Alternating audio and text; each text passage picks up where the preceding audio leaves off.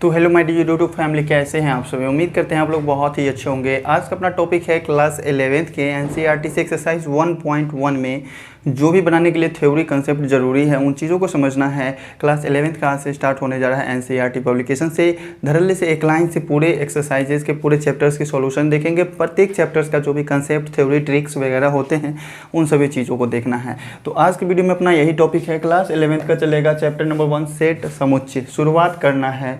10th पास करने के बाद अगर आप लोगों ने कुछ नहीं भी पढ़ा है तो यहाँ से सब कुछ समझ सकते हैं। और क्लास 11th का सबसे हल्का चैप्टर यही माना जाता है, समुच्चय जो है, सेट्स जो है।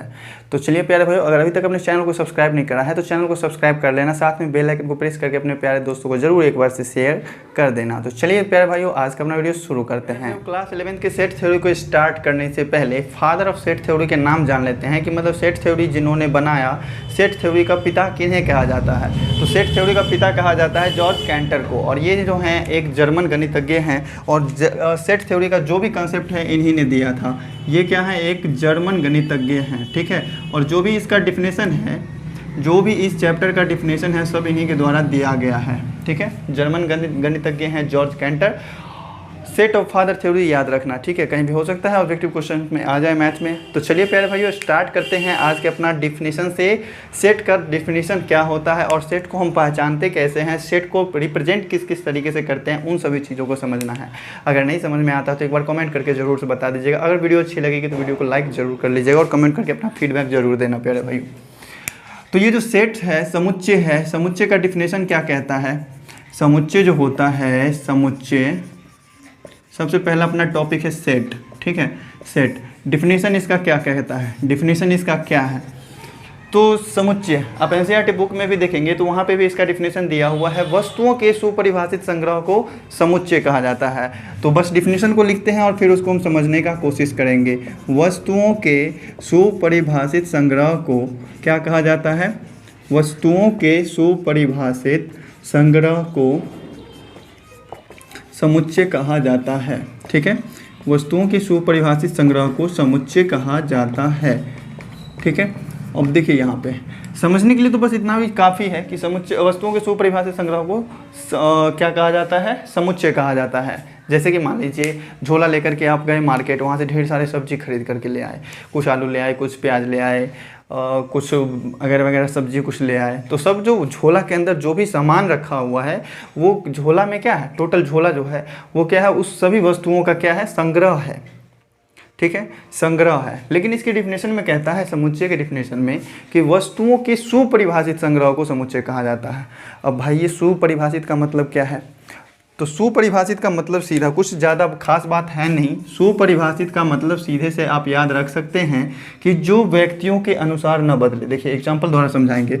इसमें क्या होगा, जो व्यक्तियों के अनुसार न बदले, जो व्यक्तियों के अनुसार न बदले, मतलब क्या, कि सभी व्यक्तियों के लिए क्या रहे, सेम रहे। जैसे कि प्यारे भाइयों आइए एक एग्जाम्पल लेते हैं। एग्जाम्पल एक नहीं बहुत सारा लेंगे। जैसे प्रथम 5 प्राकृत संख्या लेते हैं। प्रथम 5 प्राकृत संख्या, प्रथम 5 प्राकृत संख्या यदि कहा जाता है तो आपके मन में कौन कौन सा नंबर आता है। प्रथम 5 प्रकार प्राकृत संख्या मतलब वह शुरू के 5 नेचुरल नंबर्स, स्टार्टिंग के 5 नेचुरल नंबर्स। और नेचुरल नंबर्स कहा किन्हें जाता है, तो गिनती की सामान्यतः रूप से गिने जाने वाले संख्या को क्या कहा जाता है, प्राकृत संख्या, नेचुरल नंबर। अब गिनती हम स्टार्ट कहाँ से करते हैं, तो गिनती स्टार्ट करते हैं 1 2 3 4 5, 1 से स्टार्ट करते हैं, यही ना। तो प्रथम 5 प्राकृत संख्या कौन सा हो जाएगा, प्रथम 5 प्राकृत संख्या का एग्जाम्पल हो जाएगा 1 2 3 4 और 5, 5 प्राकृत संख्या ले लिए शुरुआत के। तो ये समुच्चय होगा कि नहीं होगा, सुपरिभाषित है कि नहीं है। तो यहाँ पर हमको समझाना ये था कि ये सुपरिभाषित का मतलब जो हमने लिखा कि जो व्यक्तियों के अनुसार ना बदले। एग्जाम्पल में देखिए प्रथम 5 प्राकृत संख्या, अब समझो कि व्यक्तियों के अनुसार ना बदले का मतलब क्या है। यही क्वेश्चन आप जाके 10 15 20 या फिर कुछ उससे ज़्यादा विद्यार्थियों से जाकर के पूछें, और अगर सभी व्यक्तियों के लिए सभी लोग अगर अलग अलग जवाब दे रहे हैं तो वो समुच्चय नहीं होगा, ठीक है। अगर वही क्वेश्चन आप सभी व्यक्तियों से पूछ रहे हैं, दुनिया के सारे व्यक्तियों के लिए उसका आंसर एक ही चीज़ आ रहा है, सेम चीज़ आ रहा है, तो वो चीज़ क्या होगा, उस समुच्चय होगा। जैसे यहाँ पर देख लीजिए, प्रथम 5 प्राकृत संख्या है। प्रथम 5 प्राकृत संख्या आप किसी भी स्टूडेंट से पूछने जाएंगे तो वो यही जवाब देगा 1 2 3 4 5, ठीक है। अब देख लो यहाँ पे एक दूसरा एग्जाम्पल ले रहा हूँ। दूसरा एग्जाम्पल है, ठीक है, भारत के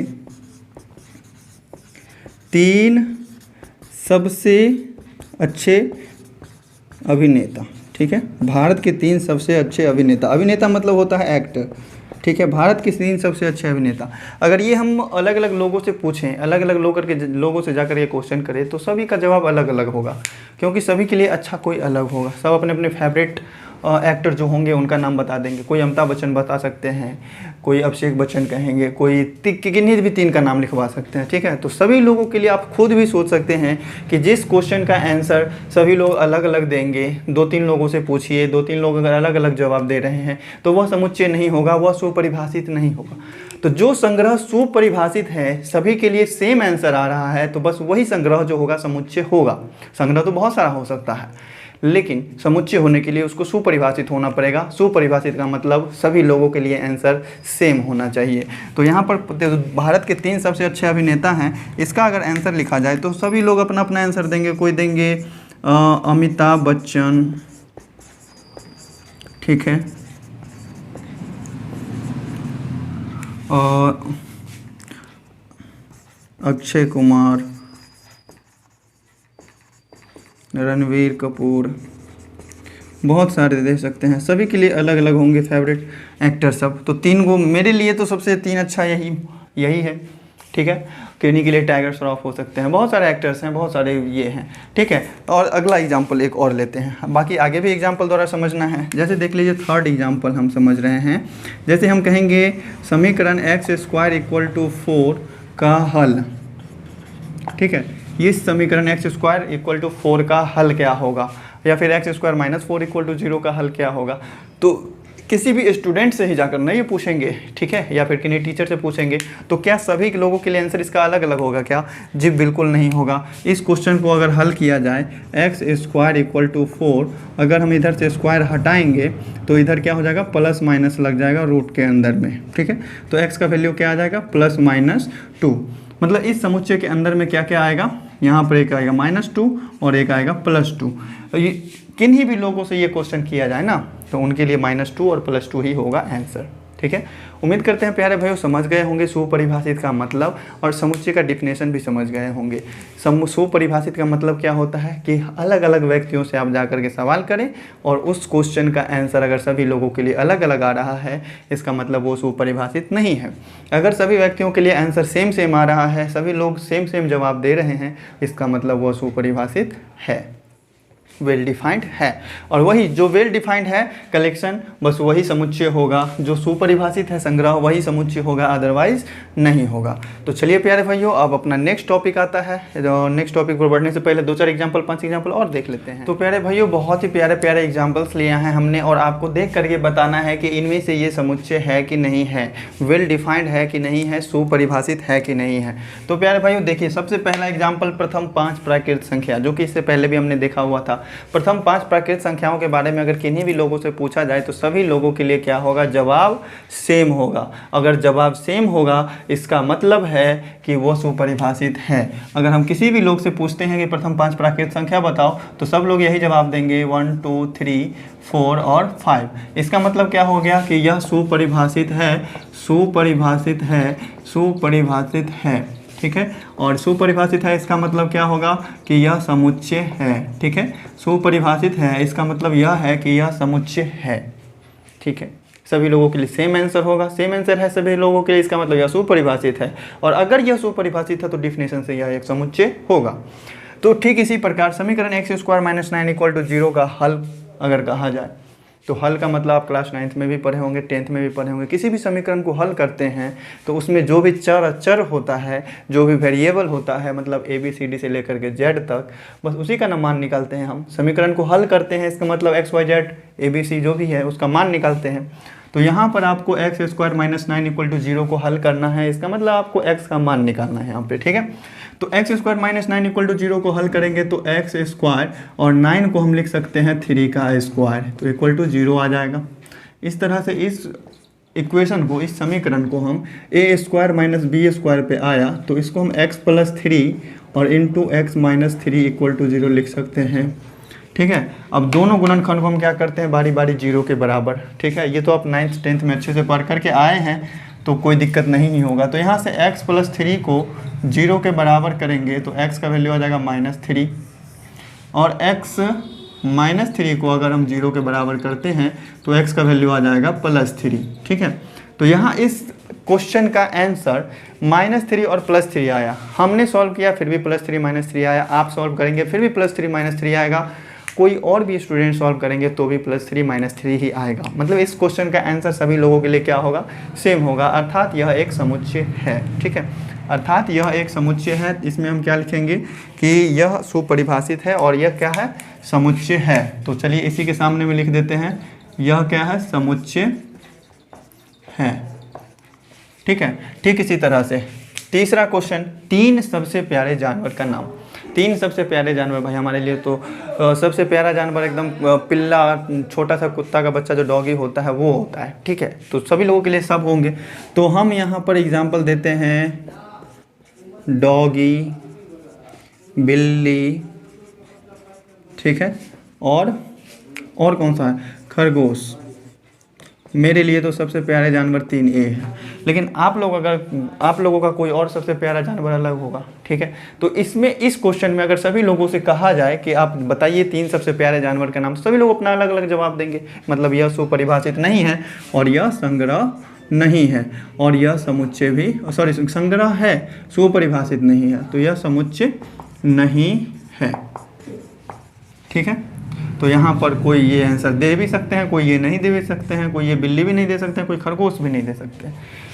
सभी लोगों का फेवरेट जानवर अलग अलग होगा ना, किन्हीं के लिए सबसे प्यारा अलग होगा, अर्थात यह समुच्चय नहीं है। अंग्रेजी वर्णमाला का स्वर जो होता है कितने होते हैं, अंग्रेजी वर्णमाला के स्वर मतलब इंग्लिश अल्फ़ाबेट में वॉवेल कितने होते हैं। वॉवेल तो आप लोगों को, सब आदमी को पता है कि ए होता है ई आई ओ और you. A E I O you क्या है, ये सभी वॉवेल हैं और यही सभी लोगों के लिए सेम जवाब आएगा, ठीक है। अर्थात यह क्या होगा, समुच्चय है, समुच्चय है, ठीक है। 10 से छोटी सम प्राकृत संख्या, सम मतलब क्या होता है कि वैसी संख्या जो 2 से कट जाए, विभाजित हो जाए। क्या 10 से छोटी सम प्राकृत संख्या। प्राकृत संख्या सबसे पहले देखो, काउंटिंग नंबर्स, जो गिनती की संख्याएं हैं वही होगी प्राकृत संख्याएं। अब प्राकृत संख्या में भी आपको चाहिए सम, तो 10 से छोटी सम संख्या कौन सा होगा, तो 10 से छोटा सम संख्या हो जाएगा 2 4 6 8। 10 नहीं होगा क्योंकि 10 से छोटी चाहिए, ठीक है। तो 2 4 6 8 क्या हो गया, सम संख्या हो गया। 10 से छोटी सम प्राकृत संख्या पूछ रहा था तो बस यही आंसर होगा। तो 10 से छोटी सम प्राकृत संख्या क्या हो जाएगा, 2 4 6 8। और सभी लोगों के लिए क्या होगा, यही आंसर होगा और सब लोगों के लिए सेम आंसर है। इसका मतलब यह सुपरिभाषित है और यह समुच्चय है। तो इसके एग्जाम्पल में, इसके आंसर में क्या लिखेंगे हम, अर्थात यह समुच्चय है। तो प्यारे भाइयों, उम्मीद करते हैं बहुत ही प्यारे तरीके से समझ में आया होगा। नोट करना चाहते हैं तो स्क्रीनशॉट लीजिए, नोट कीजिए फटाफट से और फिर बढ़ते हैं इसके आगे के टॉपिक पर। आगे का अपना टॉपिक है रिप्रेजेंटेशन ऑफ सेट्स। समुच्चय का निरूपण किस तरह से होगा, समुच्चय को हम लिखेंगे किस तरह से, समुच्चय को दर्शाएंगे किस तरह से। तो मेरे प्यारे भाइयों, बहुत ही प्यारा सा टॉपिक है अपना समुच्चयों का निरूपण। समुच्चयों को लिखते हम किस किस तरीके से हैं। समुच्चयों को प्यारे भाइयों 2 तरीके से लिखा जा सकता है। सबसे पहला फॉर्म है अपना रोस्टर फॉर्म, जो कि बहुत ही आसान है, बहुत ही इजी फॉर्मेट है इसका, ठीक है। और दूसरा है सेट बिल्डर फॉर्म। इसमें थोड़ा सा दिमाग बुद्धि लगाना पड़ेगा, दिमाग का ताला जो भी है आपका जंग लगा हुआ है, इतने दिनों से बंद है, उसको खोलना पड़ेगा, तब जाके सेट बिल्डर फॉर्म में आप किसी भी चीज़ को लिख पाएंगे। सेट बिल्डर फॉर्म में लिखने के लिए आपको अंकों को पहचानना पड़ेगा, जो भी चीज़ें हैं लिखा हुआ उसको आपको पहचानना पड़ेगा। तो बारी बारी दोनों को देखना है। सबसे पहला पॉइंट अपना आता है रोस्टर फॉर्म की। रोस्टर फॉर्म में हम किसी भी समुच्चय को लिखेंगे किस तरह से। सबसे पहला पॉइंट तो अपना ये होता है कि कोई भी संग्रह है वो समुच्चय होना चाहिए, तभी उसको हम लिख सकते हैं समुच्चय के रूप में। अगर वो समुच्चय नहीं है तो उसको समुच्चय के रूप में नहीं लिखा जा सकता है। तो सबसे पहला पॉइंट आता है अपना कि देखिए यहाँ पे 5 एग्जाम्पल हमने लिया है जो कि समुच्चय है। देख लो यहाँ पे 5 एग्जाम्पल जैसे लिए हैं। समीकरण x square minus 4 equal to 0 का हल सभी के लिए सेम होगा। अंग्रेजी वर्णमाला के स्वर ये भी सभी के लिए सेम होगा। 10 पे कम सम प्राकृत संख्या ये भी सभी लोगों के लिए आंसर सेम होगा। इसका 3 के सम गुणज है, इसका भी सबके लिए आंसर सेम होगा। देखो बताएंगे कैसे। सम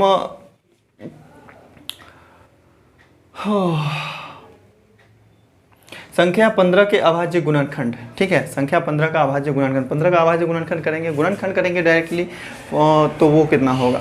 तो सबसे पहले रोस्टर फॉर्म में हम लिखते कैसे हैं, तो पढ़ते हैं पहले से समुच्चय के अवयवों की लिस्ट बनाकर उन्हें मिडिल ब्रैकेट के अंदर कॉमा लगा करके लिखा जाता है। कॉमा तो आप जानते ही हैं, बचपन से ही कॉमा कॉमा फुल स्टॉप ये सब पढ़ते आ रहे होंगे। तो क्या करना है, इसको मिडिल ब्रैकेट के अंदर बंद करना है कॉमा लगा करके। जो भी अवयव है उसका लिस्ट बनाना है और सबको अलग अलग कॉमा लगा करके मिडिल ब्रैकेट के अंदर में बंद कर देना है। फिर अपना नेक्स्ट पॉइंट है कि समुच्चय के अंदर किसी भी अवयव को रिपीट नहीं करना है। जैसे मान लीजिए कि कोई भी जैसे अभाज्य गुणनखंड ही है, 2 2 2 2 बार बार आ गया, जैसे देख लीजिए यहाँ पर इसी नंबर को हम चेंज कर देते हैं, इसको हम कर देते हैं कितना 32 या 96 96 कर दिए हम, ठीक है, 96 कर दिए, 96 कर दिए हैं। तो अभी देखिए यहाँ से पूरा सब कुछ क्लियर हो जाएगा कि समुच्चय के अंदर किसी भी अवयव को रिपीट नहीं करना है आपको। तीसरा पॉइंट है, अवयव को किसी भी क्रम में नहीं लिखा जा सकता। अवयव को किसी भी क्रम में लिखा जा सकता है, ठीक है, नहीं होगा। अवयव को किसी भी क्रम में लिखा जा सकता है। आप मन है तो 2 को बाद में लिखिए, 3 को पहले लिखिए, मन है तो चलिए बारी बारी से समझते हैं सभी एग्जाम्पल्स को। समीकरण एक्स स्क्वायर माइनस 4 बराबर 0 का हल करेंगे। अगर देखिए प्यारे भाइयों, एक्स स्क्वायर माइनस 4 बराबर 0 है, तो यहाँ से एक्स स्क्वायर और इस माइनस 4 को उधर ले जाएंगे तो प्लस 4 हो जाएगा, और इधर से स्क्वायर हटाए हम तो एक्स बचेगा ना, और इधर रूट लगेगा लेकिन प्लस और माइनस चिन्ह के साथ। तो क्या आएगा आंसर, प्लस और माइनस 2। मतलब यहाँ पर 2 संख्या आंसर आया एक्स का मान, एक +2 आया और एक -2 आया। तो यहाँ +2 और -2 को रोस्टर फॉर्म में लिखेंगे कैसे, तो इसको रोस्टर फॉर्म में लिखने का तरीका है, आप मिडिल ब्रैकेट लेंगे इस तरह से। जो भी संख्या है आपको +2 पहले लिखना है, -2 बाद में लिखना है, तो दोनों को लिख दीजिए कॉमा लगा करके। अवयव को किसी भी क्रम में लिखा जा सकता है, यहाँ पे है ना पॉइंट, अवयव को किसी भी क्रम में लिखा जा सकता है, ठीक है। तो अब इसको क्या करना होगा, मिडिल ब्रैकेट को इस तरीके से बंद करना है। सेकंड है अंग्रेजी वर्णमाला के स्वर, इसको भी आपको समुच्चय के अंदर लिखना होगा, समुच्चय में लिखना है, समुच्चय रोस्टर फॉर्म में। तो ए ई आई ओ और यू सभी को क्या करेंगे, कॉमा लगा करके लिखेंगे। 10 से कम समप्राकृत संख्या, 10 से कम समप्राकृत संख्या, इससे पहले एग्जाम्पल देख चुके हैं। 10 से कम समप्राकृत संख्या कौन सा होगा, 2 4 6 और 8। तो समुच्चय के रोस्टर फॉर्म में लिखना होगा, तो बस इस तरह से आपको मिडिल ब्रैकेट के अंदर कॉमा लगा करके सभी संख्याओं को लिख देना है। 3 के समगुणज, 3 के समगुणज कौन कौन से होंगे। समगुणज का मतलब होता है कि 3 का कुछ गुना, 3 का टेबल पर हो, उसमें सम संख्या जो भी आ रहा है वो सब लिख दो फटाफट से। तो 3 1 3 होता है, 3 दूनी 6, ये समगुणज है इसका। 3 3 9 होता है, 9 विषम हो गया, तो 3 चौका 12, 12 हो गया समगुणज। 3 5 15 विषम है, 3 6 18, 3 7 21, 3 8 24, 3 9 27, 3 9 30, और 11 12 भी आगे क्या करेंगे, बढ़ते चले जाएंगे। और जो भी आगे बढ़ते गए हैं, चूंकि ये समुच्चय खत्म नहीं होगा, तो इसमें आपको क्या करना है, डॉट डॉट डॉट लगा करके तो छोड़ देना है। मतलब इसका मतलब हो गया सो ऑन, ठीक इसी तरह से आगे बढ़ते जा रहे हैं। अब है अगला क्वेश्चन 5 नंबर, संख्या 96 का अभाज्य गुणनखंड। 96 है, इसका गुणनखंड करेंगे। चलो इसको हम दूसरे कलर से कर लेते हैं। 96 है, इसका हम अभाज्य गुणनखंड करेंगे तो 2 से 48 से जाएगा क्या, फिर 2 से 24 से जाएगा, फिर 2 से 12 से जाएगा, फिर 2 से 6 और फिर 2 से 3, इस तरह से आया। भाई यहाँ पर बताओ कि 2 2 2 2 5 बार आ गया, तो क्या समुच्चय के अंदर में 2 को 5 बार लिखेंगे क्या, नहीं।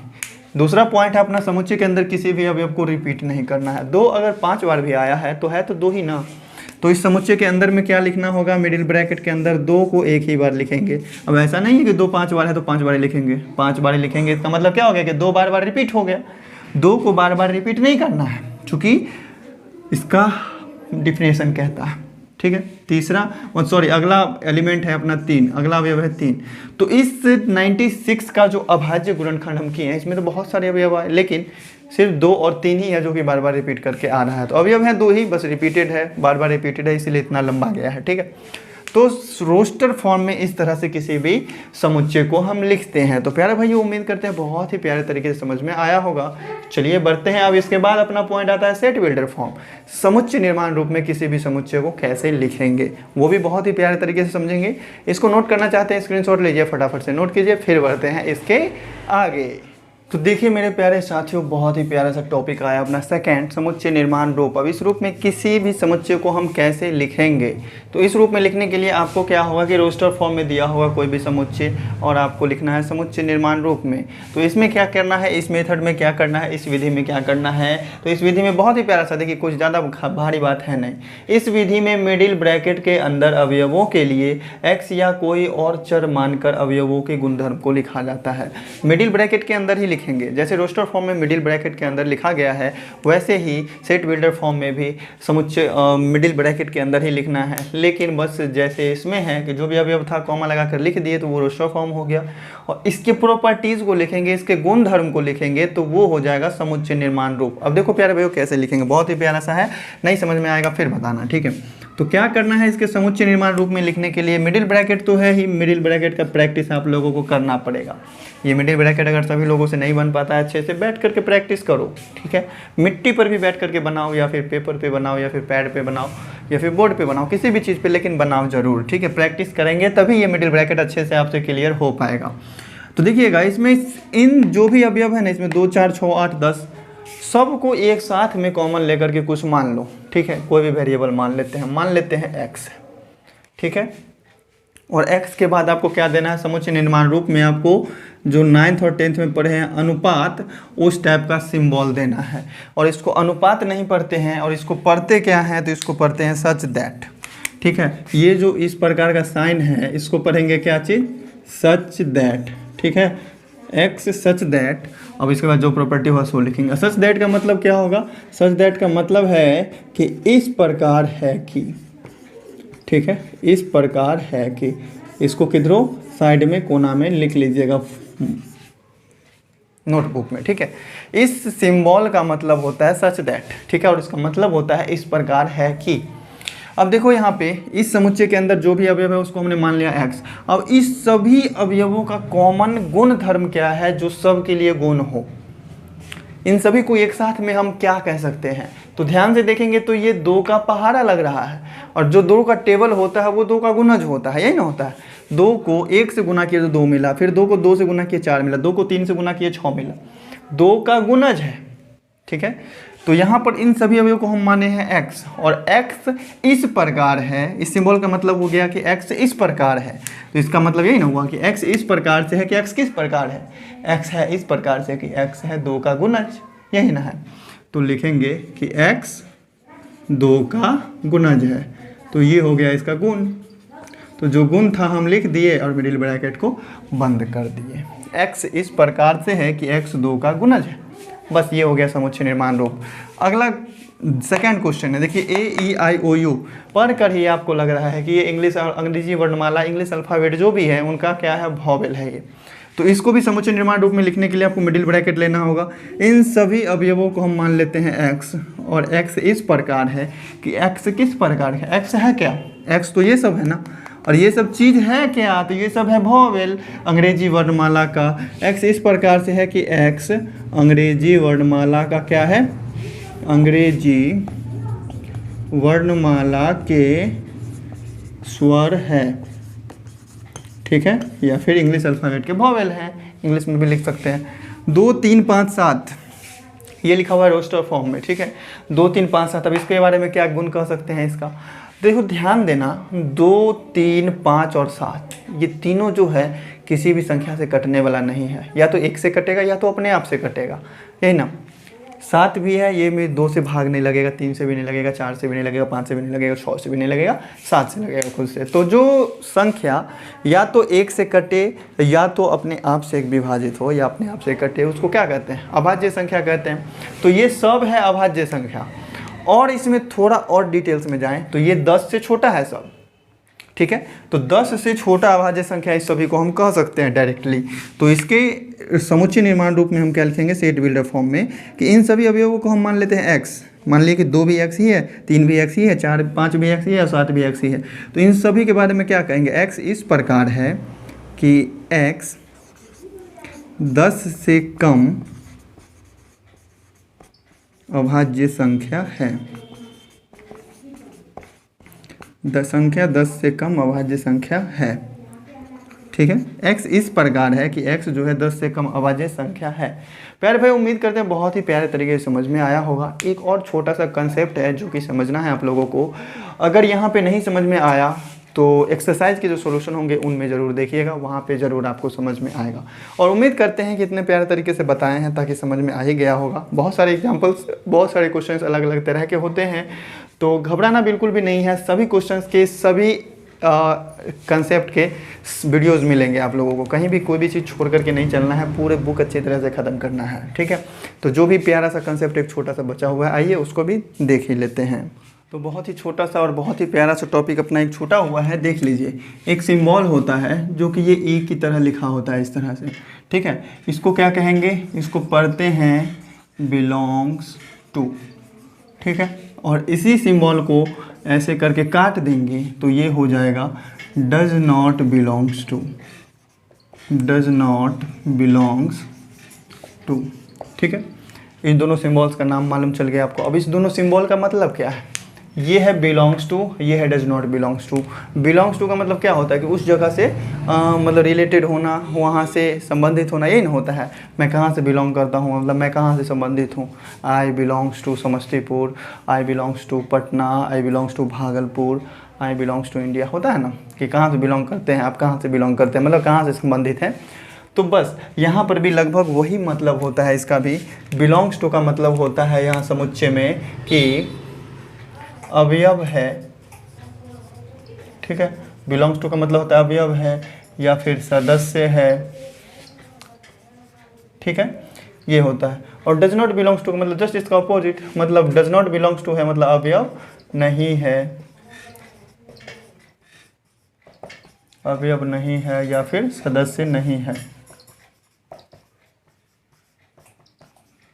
जैसे आइए एक एग्जाम्पल द्वारा समझाते हैं। एग्जाम्पल जैसे एक समुच्चय का लेते हैं हम, देख लीजिए। एग्जाम्पल जैसे हम लिए एक समुच्चय का जिसमें अवयव है 1 2 3 4 और 5, ठीक है। 1 2 3 4 5। इस समुच्चय अवयव क्या होता है कि समुच्चय के अंदर जो जो भी संख्या है उस सभी को क्या कहेंगे, अवयव कहेंगे, एलिमेंट कहेंगे, ठीक है। अब यहाँ पर देखो, अगर हम 1 के बारे में कहें कि 1 क्या, इस ए समुच्चय है, इस समुच्चय का नाम है ए, ठीक है, मान लिए ए समुच्चय का नाम है। अगर कहा जाए कि क्या 1 जो है बिलोंग्स टू ए है या फिर डज नॉट बिलोंग्स टू ए है, 2 जो है बिलोंग्स टू ए है या फिर डज नॉट बिलोंग्स टू ए है, 4 जो है वो बिलोंग्स टू ए है या फिर डज नॉट बिलोंग्स टू ए है, 6 जो है वो बिलोंग्स टू ए है या डज नॉट बिलोंग्स टू ए है। उससे भी पहले एक 0 देख लेते हैं, 0 बिलोंग्स टू ए है या डज नॉट बिलोंग्स टू ए है। तो ए समुच्चय को देखना है। इससे यहाँ पर अगर हम ये वाला साइन दे देते हैं, इसका मतलब हो गया कि 0 ए का अवयव है। बिलोंग्स टू का मतलब यही ना है कि अवयव है और या फिर सदस्य है, ठीक है। तो 0 बिलोंग्स टू ए लिखा हुआ कि मतलब 0 जो है ए में होना चाहिए। अब ध्यान देना ऊपर में कि ए में 0 है क्या, ए समुच्चय में अवयव है 1 2 3 4 5, 0 तो है नहीं यहाँ पे। तो A does not belongs to, sorry 0 does not belongs to A होगा। 0 जो है ए में बिलोंग नहीं करेगा। यहाँ है एक 1 देखिए 1 ए में है कि नहीं है, तो यहाँ तो है, इसका मतलब यह बिलोंग्स टू ए होगा। 1 बिलोंग्स टू ए। 2 है क्या समुच्चय में, हाँ ए में है, तो 2 बिलोंग्स टू ए होगा। 3 4 है क्या समुच्चय के अंदर, हाँ है, तो 4 बिलोंग्स टू ए होगा। अब 6 है कि नहीं, तो 6 तो है ही नहीं इसमें, तो 6 डज नॉट बिलोंग्स टू ए हो जाएगा। ठीक है प्यारे भाइयों, उम्मीद करते हैं बहुत ही प्यारे तरीके से समझ में आया होगा आज का कंसेप्ट। तो लगभग आधे घंटे का वीडियो हो चुका है, तो आज लगभग इस वीडियो को कंप्लीट देखने के बाद एक्सरसाइज 1.1 को आप सॉल्व करो। अगर सॉल्व करने में कहीं पे भी दिक्कतें आती है, कोई भी प्रॉब्लम आती है तो आप कमेंट करके बताओ। एक्सरसाइजेस के भी सॉल्यूशन के लिंक डिस्क्रिप्शन में आपको मिल जाएंगे। तो चलिए प्यारे भाई, मिलते हैं फिर नेक्स्ट वीडियो में आगे के चीज़ों के साथ। और आप लोग अपना कमेंट करके बता देना अपना जो भी फीडबैक है, अच्छा लगा नहीं लगा, कहाँ पे समझ में नहीं आया, ज़रूर एक बार बताना, ताकि हम फिर आगे उस तरह से कोशिश करें कि आप लोगों को समझाएं। ठीक है, तो चलिए प्यारे भाई, अगर चैनल को सब्सक्राइब नहीं किए हैं तो चैनल को सब्सक्राइब जरूर से कर लीजिएगा और अपने प्यारे दोस्तों को भी ज़रूर से शेयर कर दीजिएगा।